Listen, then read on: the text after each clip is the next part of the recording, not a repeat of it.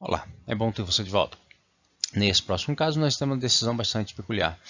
na qual se rejeitou ou não se admitiu um dissídio coletivo de natureza jurídica porque se considerou que a parte pretendia análise de norma legal em tese. Trata-se do recurso ordinário em dissídio coletivo 7318, dígito 02 de 2017, cuja ementa na fração de interesse traz o seguinte: resta claro que não há pedido de interpretação de normas autônomas ou heterônomas específicas da categoria já existentes, mas sim o objetivo da empresa autora a interpretação de norma de caráter geral, qual seja o artigo 2º da Portaria 373 do Ministério do Trabalho e Emprego, de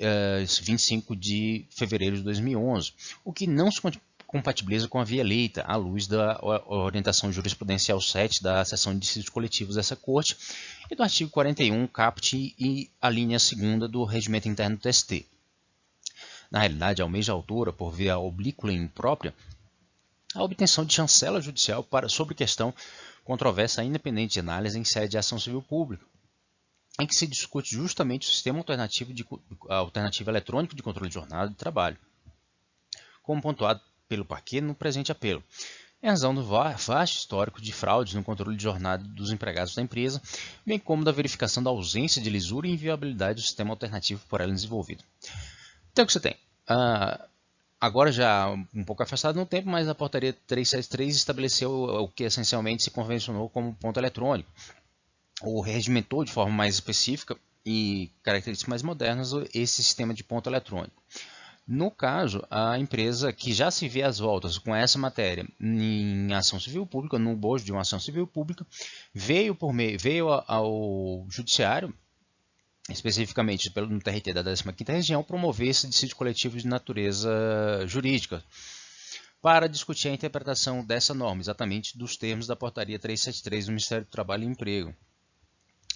Sim, quando se vai conferir o artigo 241, notadamente a sua linha 2ª, se verifica lá a previsão da existência dessa modalidade de dissídio coletivo, ou seja, o dissídio coletivo de natureza jurídica, que se presta especificamente para a interpretação de normas, particularmente normas autônomas e também algumas heterônomas específicas da categoria envolvida. Ao que o dissídio coletivo de natureza jurídica não se presta é a interpretação de normas em tese, ou seja, a avaliação do judiciário trabalhista acerca de uma norma que não é especificamente direcionada ao tratamento de uma determinada categoria. Aqui no caso, a norma que se pretendia, cuja análise se pretendia, cuja interpretação se pretendia, era a portaria 363, que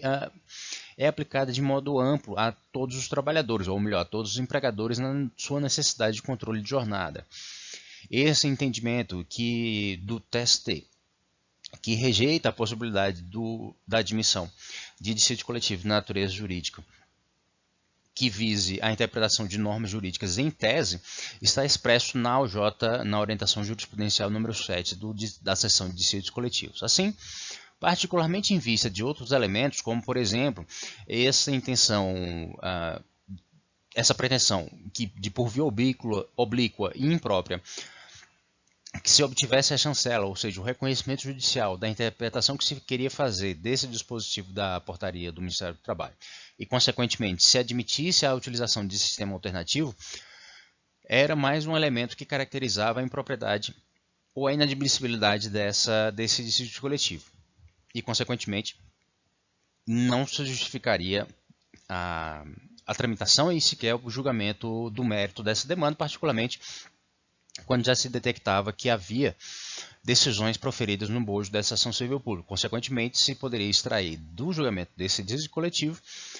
decisões conflitantes acerca da mesma matéria. Assim, havia, além de algumas questões processuais bastante relevantes, que foram, afinal,